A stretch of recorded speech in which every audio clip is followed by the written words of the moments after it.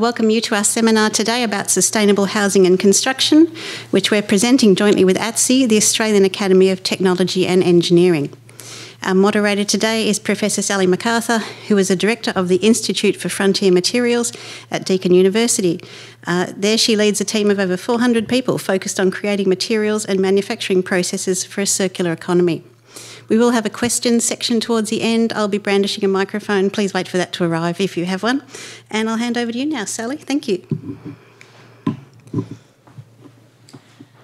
Brilliant, and welcome everybody. Thank you so much, Deborah. It's really an exciting opportunity to be here today because I think at the moment we're really at an interesting point as we build lots of big things around the place, that we're trying to build more housing, but we look at the environmental impact of so many of these things, and there are ways that we can actually really think about the environmental impact of our built environment. So it's really about our population growth, it's how we grow our housing stock now in a sustainable way, how we think about recycling things when we're knocking down housing as well, but also when we start to look at our roads and our other pieces of infrastructure that tie together so many of these different systems and really create enormous opportunity for us to really make changes. So sustainable construction is where negative impacts are minimised and we try to maximise positive things out of it. So many of these things become a balance of cost, obviously, as a major factor, but environmental cost at the same time. And those economic and social performances are so important to the communities that we live in as well. These presentations are going to give you insight into the research and innovation of the construction and building environment, including new materials. The 5 R's of the building and construction industry are redesign, reduce, reuse, repurpose, and lastly, recycle. And that carbon neutral approach that we want to be taking to so many of these things, how do we actually get there? And I'm really excited to hear from our speakers today. So I'm going to give you a brief introduction to both of our speakers, and then I'll introduce Tuan first to you. So it's my great pleasure to introduce to you to both of our great speakers today. Our first is Professor Tuan Yu. He's a sustainable design building specialist and recognised global leader in composite materials. He's also an expert in safe and sustainable buildings and infrastructure. As a Professor of Infrastructure, Modular Construction and Building Performance at the Faculty of Engineering and IT and the Research Director of the ARC Centre for Advanced Manufacturing of Prefabricated Housing, he works at the University of Melbourne to bring together large communities of people across industry, community and the best that the research world can give us. He currently leads the International Research Network for Decarbonising the Building Industry and is on the board of Prefab Australia. So lots of expertise, and it's great to hear from him today. Our second speaker is Claire Taboulet, who is the Chief Executive Officer of the Smartcrete Cooperative Research Centre. She's a known agile practitioner and passionate about unlocking Australia's collaborative potential to bring together that world-leading research with industry specialists to really solve these problems. For those who don't know about CRCs, they're a collaboration between industry and research organisations to solve these problems.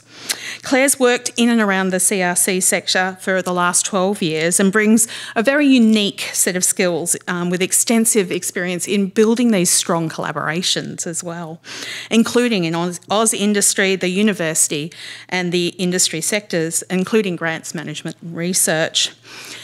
The Smartcrete CRC has been investing over $40 million worth of funding into this sector and looking for those innovations that will actually drive change in our societies as well and promote that best practice to decarbonise this sector as well. So without any further ado, I want to introduce Tuan to the desk.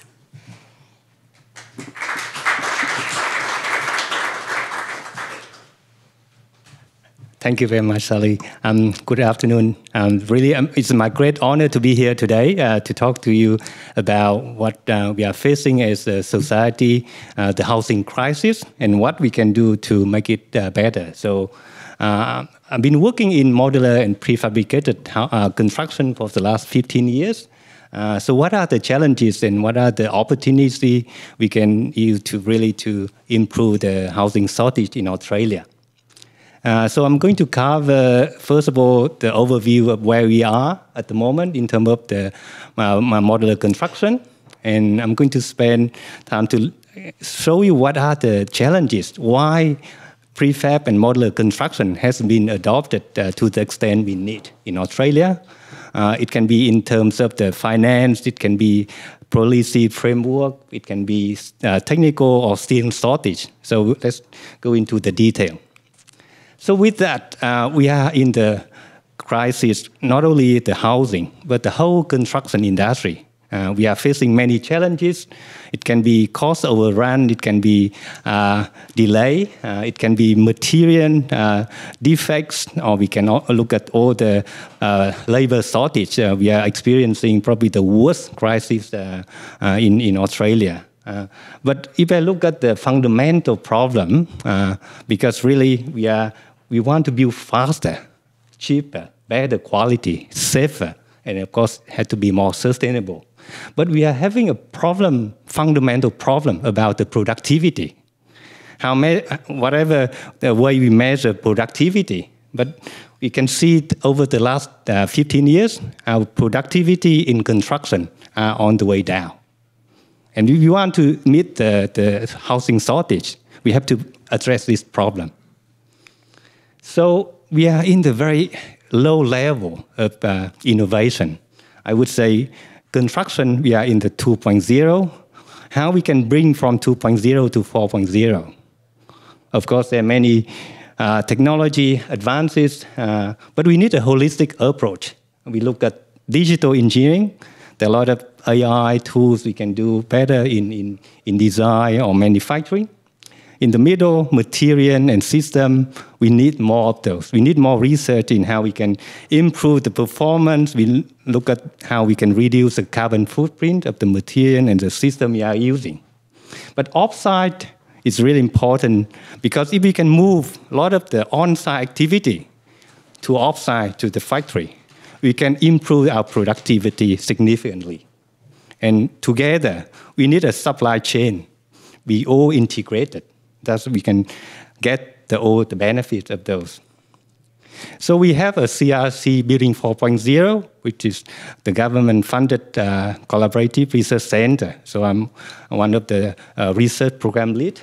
So we started in 2020, and the vision is really to improve or transform our construction industry using digital technology, using more sustainable material and systems towards a more integrated supply chain.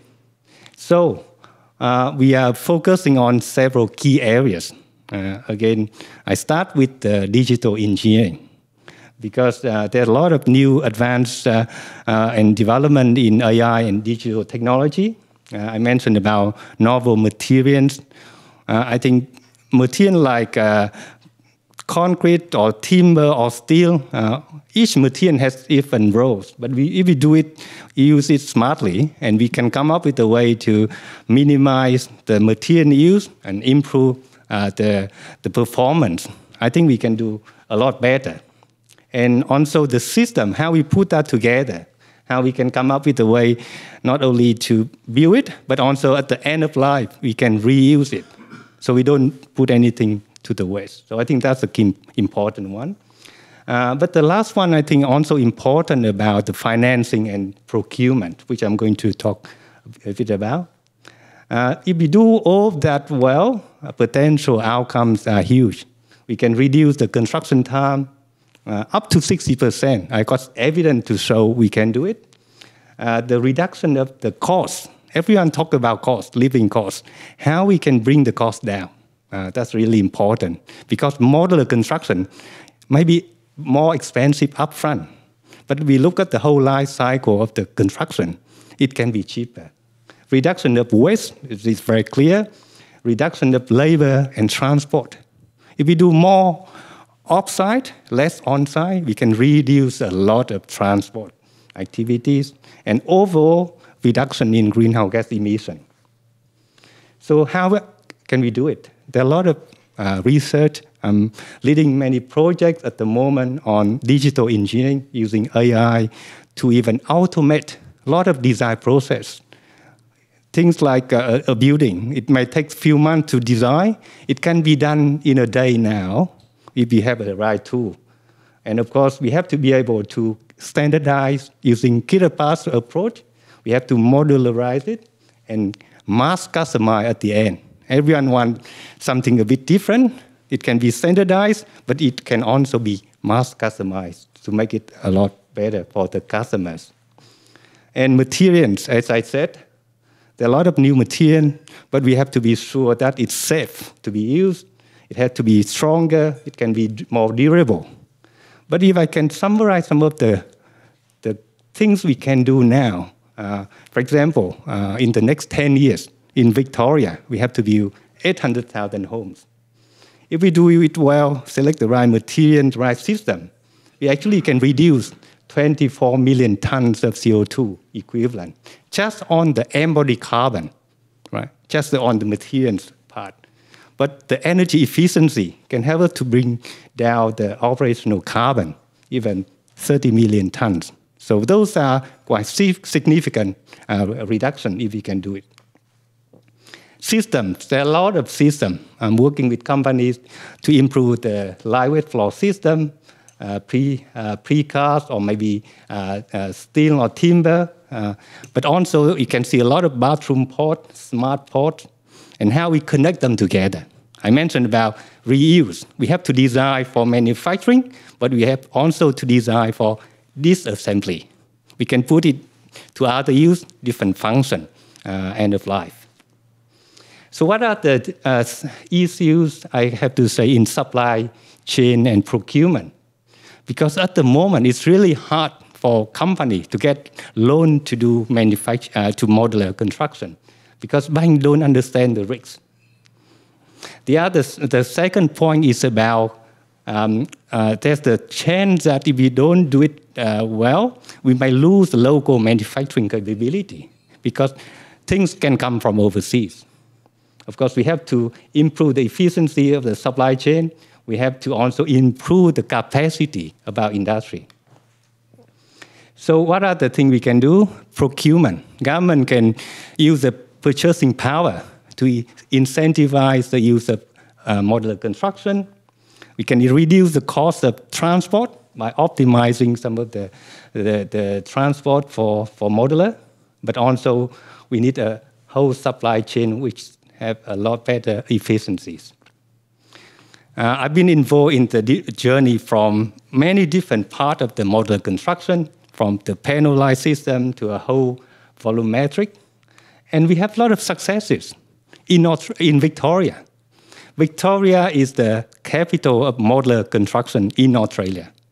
And the world have seen some examples, such as the tallest modular construction in the world in 2018. You can see the difference between the conventional build to a modular construction. It can reduce 1 year of construction if we use the right techniques. But those successes are quite limited. We only have few examples like that. How we can scale up the industry. So I start with the challenges. Again, you see the lack of awareness and understanding. The skill shortage is a huge problem. I'm teaching one subject in our university. We'll probably have few subjects like that. But you look across other university and TAFE, we have very limited program about modular construction or modern method of construction. We need to also improve the procurement, as I mentioned, the regulatory framework. We are working on a new standard for prefab, which still takes time. But I think this is going to be ongoing issues. So what are the success factors? As I said, if we have a better understanding about the ecosystem of modern method of construction. Everyone in the ecosystem needs to understand this, from the designer to constructor to developers. We also need to understand how we can share the risks. Everyone don't want to take any risks, just take the benefit. It doesn't work. So we really need to have a better way of connecting the supply chain. We need investment in R&D because no new system, new material require investment in R&D. And last one is upskilling programs. We need that. We need not just the designer. We have the whole trade need to be upskilling for new method of construction. And I just put some key points. We are the capital of prefab in Australia. Why don't we create a center of excellence here? We can create a national prefabrication innovation hub. And we have a big industry body, Prefabboss. It was founded at Melbourne University 11 years ago. I was part of it. We're from 10 companies now to about 200. We recommended this roadmap last year. I don't want to read all the things, but we can grow 5% from now to 30% in 10 years' time. I think we can do it. And my last slide here, if you want to be successful in this journey, we need to work together. Industry, government, research, and training. That's really the key players in this field. And with that, thank you very much for your time. Thank you.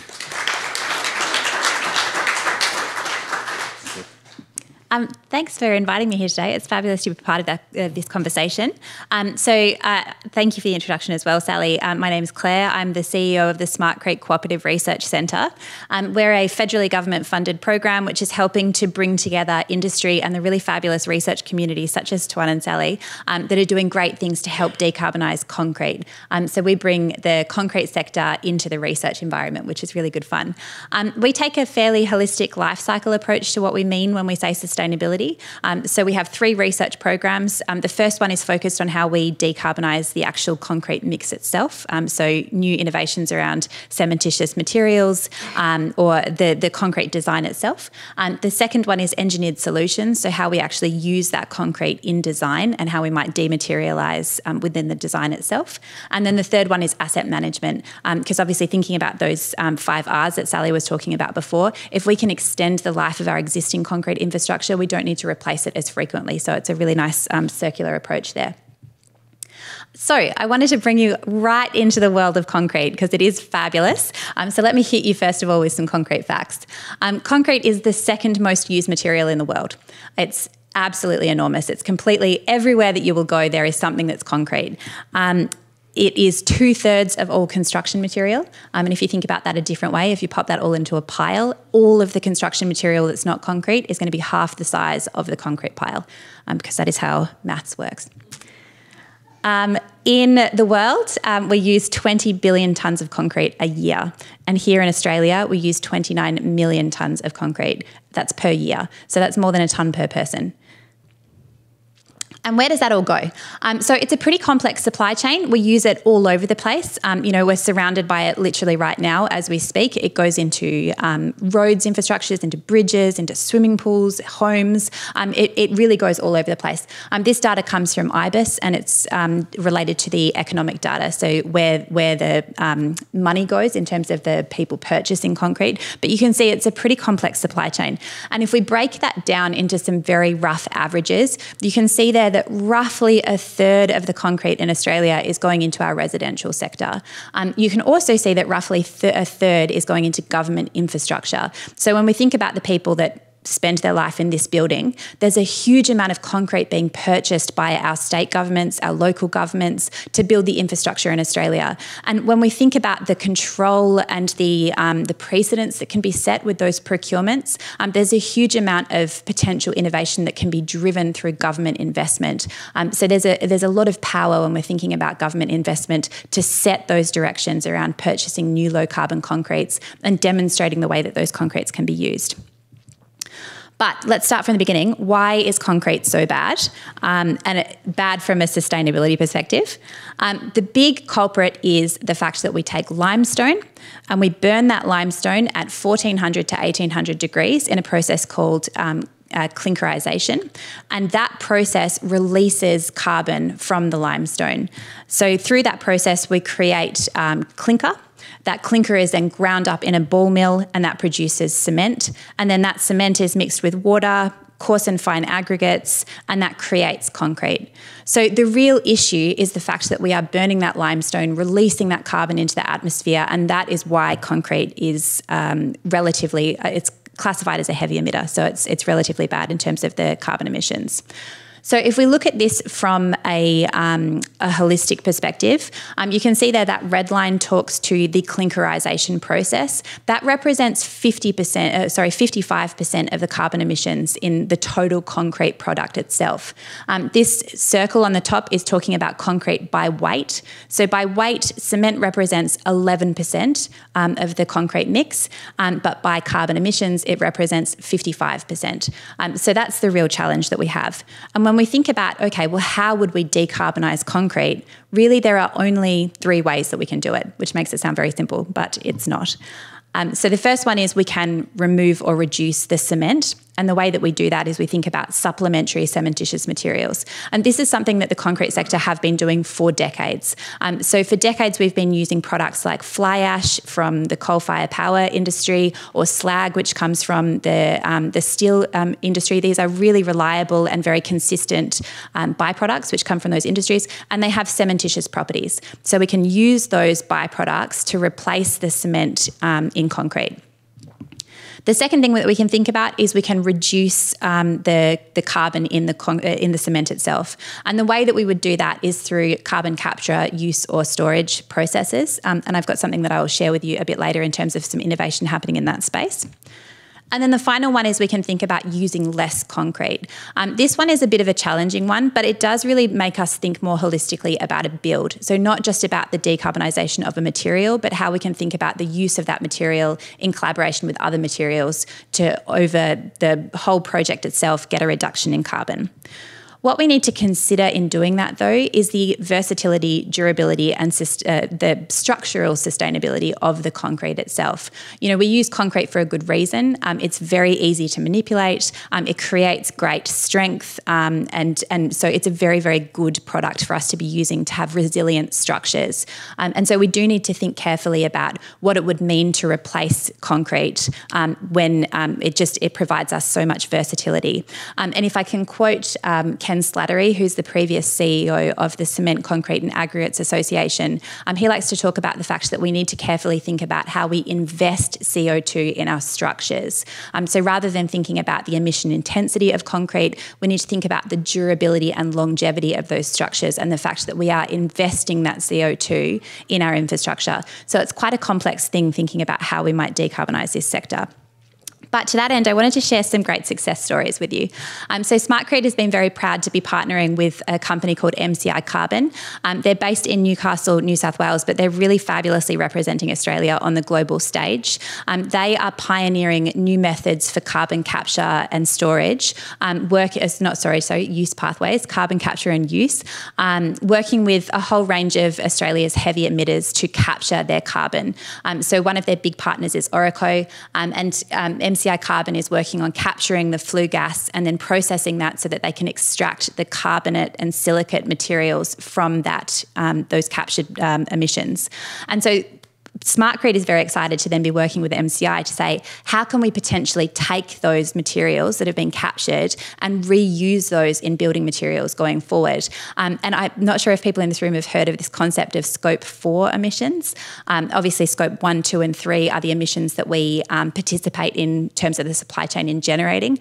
The idea is that with Scope 4 emissions, you could potentially be taking those captured carbons and actually storing them. So it's more like a positive benefit. So we're really excited about what this might mean in terms of MCI Carbon and how those materials can be reused in building structures going forward. Similarly, and talking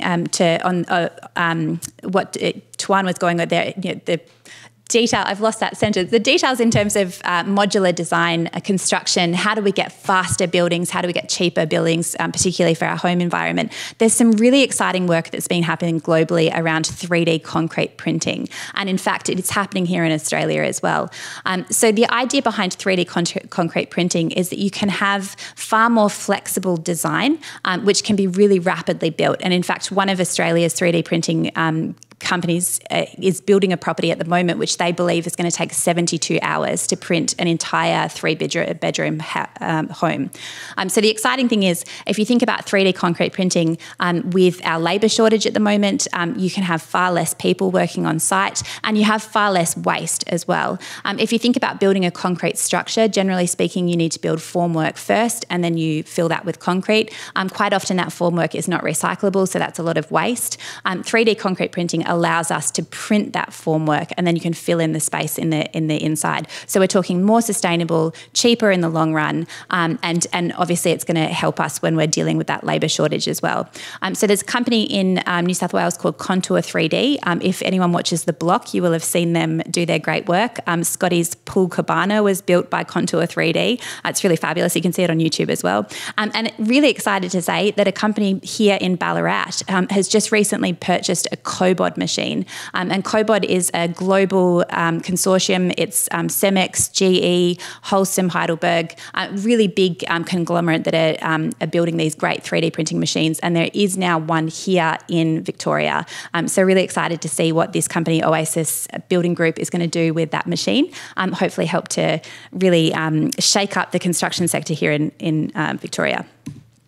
So, final slide, and this wasn't a conclusion, but I have a couple of challenges which are very complementary to what Tuan was talking about.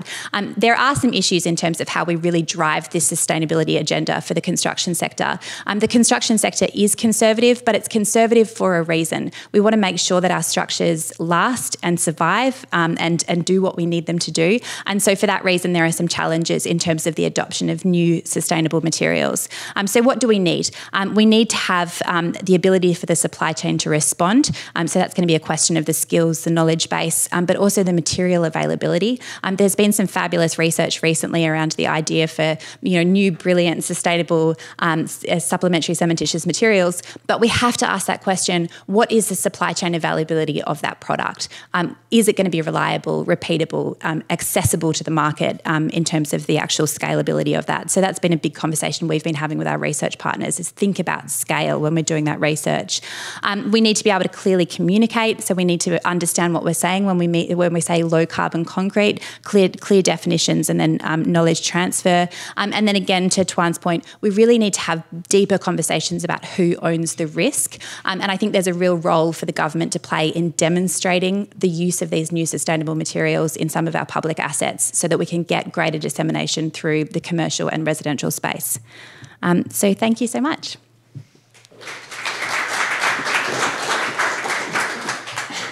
So I'm going to invite Claire and Tuan back to the stage for questions. And so we have a roving mic. Excellent. And we have questions early. So I'm going to start with questions from the floor, please. So if we can, there's two at least to start with, which is fabulous.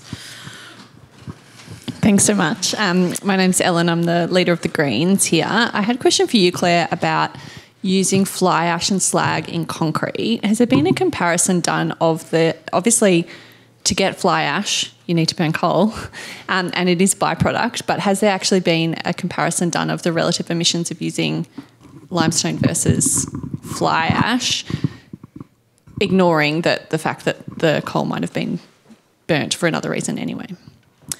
It's a really good question. At the moment, fly ash is considered to be a carbon neutral product. So when we account for fly ash in a concrete mix, it's very close to zero in terms of the carbon measure itself. So that direct, burning of the coal, and therefore, that's kind of not captured in terms of what we would classify as the carbon emissions. There are broader considerations as we start to shut down our coal-fired power stations in terms of the availability of that material going forward. But we do actually have a significant resource in terms of fly ash dams in Australia at the moment that we can use. estimates are potentially for the next 200 years. The big question is, how do you recover that fly ash? How do you potentially rehabilitate it in situations where you've had seawater dredging, for example? There are some issues around that.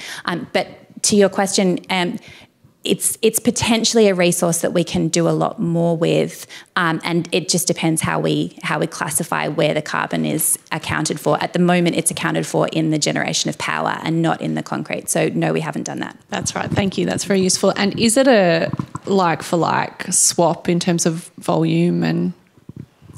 No, it's not. And in fact, different supplementary cementitious materials have different properties. It will require different volumes. Fly ash is slightly better than, say, slag, for example, in terms of the volume that you can use, but we have far less slag available. So, no, it really depends. And there's quite a lot of innovation that goes into the concrete mix design itself to create the right outcomes. There's an additional complexity when you're thinking about concrete mix design in that our concretes need to do very specific things. So you'll be looking for a certain flexural strength, a certain structural, design for that concrete. And so each concrete mix is going to be quite different depending on the SEMs that you're using.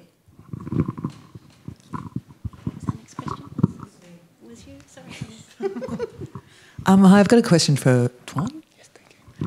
You mentioned in your last slide that the embodied carbon was there was a reduction of up to 80% in embodied carbon from prefab structures.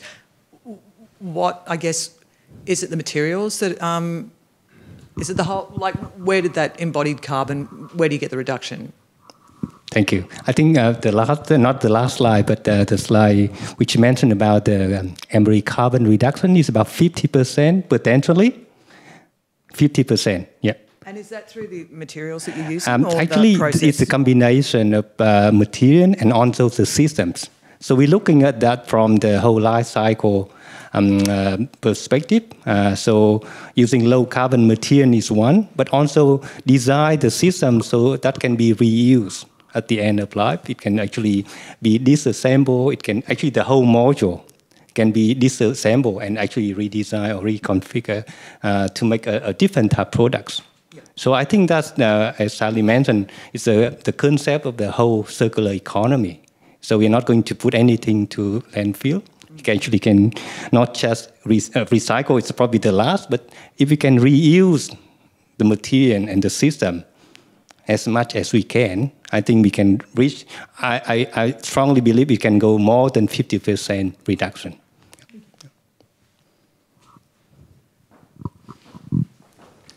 Thanks, Deborah. David Eddershank from Legalise Cannabis Victoria.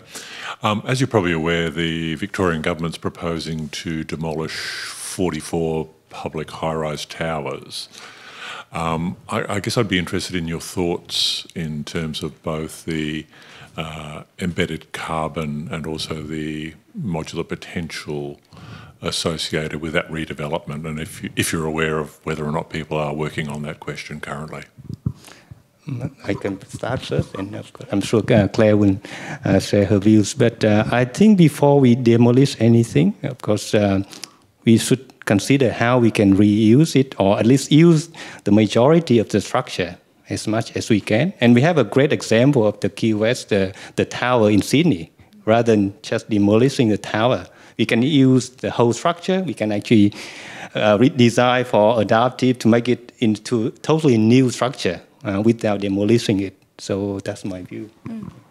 I was going to refer to exactly the same tower. So Quay Quarter Tower in Circular Quay it was the AMP building from 1972. It reached its design life, so 50 years. But rather than demolishing it, they just took off the outer facing and they've built this new fabulous structure.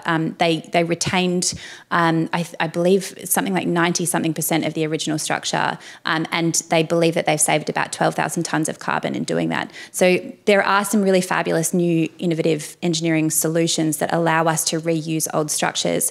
The challenges that we need to consider are buildings from the 60s, 70s era do use lower strength concretes. And so we need to think very carefully about how we mesh a new concrete into an old concrete structure and then recertify. But fabulous work has been done in that space, so it's definitely possible. I'm not aware directly of those council houses, or those apartments, but there are great examples of that being done already. At the very least, so if we think about the hierarchy of the circular economy, obviously right at the top is do nothing, reuse, but as we kind of go down the hierarchy, there's still opportunity to reuse the materials, certainly in terms of modular construction, that would be better if those pieces could be removed and then reused in their form. But if we're going down to the point of turning those buildings into rubble, there's actually still plenty of opportunity for us to recycle those materials. So if we can use recycled concrete, for example, as an aggregate, so I mentioned before, fine and coarse aggregates make up the bulk of a concrete mix. There's actually real potential that we could reduce the amount of cement that we use in that concrete mix, because returned or recycled concrete aggregate actually still has cementitious properties. So we just need to be thinking holistically about how do we reuse down that hierarchy of the circular economy, so that we're still using, even if we have to break it down to the material perspective, still using that in some way to recycle. Absolutely. Thank you. I think that's a question. Is that being taken up by the construction industry, like recycled concrete? Yeah, it is. Yes, absolutely. And by the concrete sector in general. Yeah. Sorry, me again. I have one more. In terms of reuse of prefab materials, so I understand just from what I've seen online that a lot of prefab houses are made with, and I don't know the exact term, but these prefab panels that have insulation already embedded in them. I can't remember exactly what they're called, but I mean, what is the recyclability of those? Because it seems to me that they seem less recyclable because you've got the kind of polystyrene already embedded in the panel. Yeah, if I can clarify that, I think those prefab structure you mentioned probably is the bit outdated because it probably was built pretty long before. Maybe 20 years ago. The recent one, actually, there's a lot of new innovation that it doesn't require the whole thing have to strip out and recycle. Actually, the whole panel can be reused. And also, we can look at how connection can be done a lot simpler. It can be disassembled and the whole things can be reused rather than have to strip out and recycle the component, which is not easy. We got a project with Sustainability Victoria to look at how we can recycle polystyrene, the EPS. It's not easy. It's going to be very costly to recycle at the material level. So we should look at the whole system rather than the ingredient of the materials.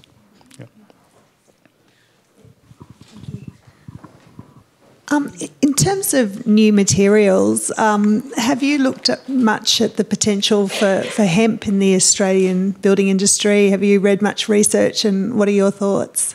Thank you. I think that's a really good question. Maybe I can start first because I think hempcrete is one of the research we are doing quite intensively recently. A couple of my colleagues in our university looking at hempcrete as a replacement of some of the panels we can use. Actually provide a lot of better thermal insulation. And of course, it's a lot more sustainable, much lower emery carbon. So I think I can see potential. The question is how we can scale up, because the suppliers in the market, they only have products which still not able to scale into the where the market need it.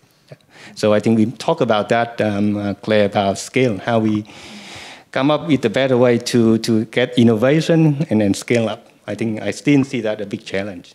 So in terms of scale up, is there a role for government to provide seed funding? Is there more research needed?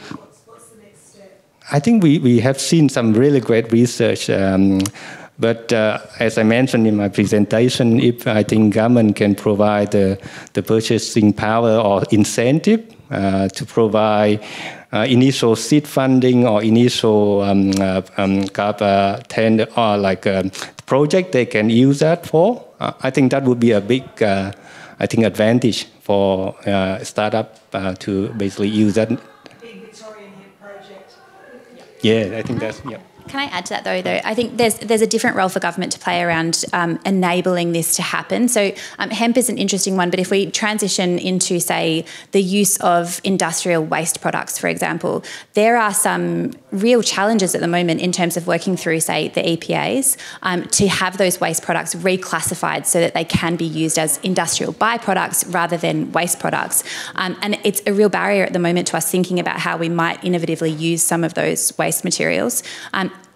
More broadly than that, there's also a question about the complexity of the supply chain as well. So if I give a specific example, there's a lot of work being done in Australia around the use of crumbed rubber, so recycled tyres. And crumbed rubber can be very effectively used in concrete for things like noise dampening. So it's fabulous for highways, for sound barriers, etc. And gives us a really interesting circular approach to a waste tyre problem. But the challenge there is, and this is what we, Smartcrete, tend to push back to our research community, is thinking about the opportunity cost and what needs to be in place in order to collect those tyres, to process those tyres, to make sure that they are, a fine crumbed rubber product which is consistent and reliable enough to make sure that our concrete products are also consistent and reliable.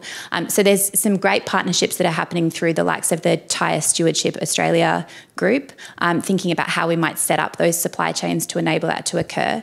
So I think it's quite complex, but there is 100% a role for government here around supporting it from an investment perspective, but also ensuring that legislation actually allows for these pathways to be set up in the first place. This is a question that we're asking right now. We're still really early stage in terms of understanding how rubber could be used in a concrete product, and that circular approach is one of our big questions. What happens with the second life after it's been incorporated? There's a body of work that's been done on something called the butterfly diagram. So this idea that when you're doing a circular economy, you should keep your technical and your biological quite separate, because then it allows for either a composting life cycle or a reuse life cycle. And so crumbed rubber sort of fits in the middle there, and we need to think deeply. I don't have an answer for you, but yes, it is something that we're looking into. Can I answer that? Actually, the answer is yes, because we did a project with Sustainability Victoria and also funded by TSA. So basically using waste rubber crumb, mix that with concrete to turn it into roadside barriers.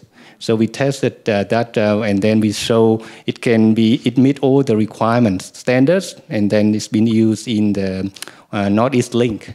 So but it's a long journey from the starting of the research to the end. We can use it in the project. It took 4 years. So it's how we can shorten that. I think we think innovation can happen with the right support. Government can provide the initial funding, but I think the industry need to be really brought in, and they only use that when they see the commercial benefit, because at the beginning it's a bit more expensive, but finally with the right ingredient we've been able to reduce the cost to it, make it a same cost with the normal barriers. So I think the cost is, of course, a difficult one to solve. Yeah.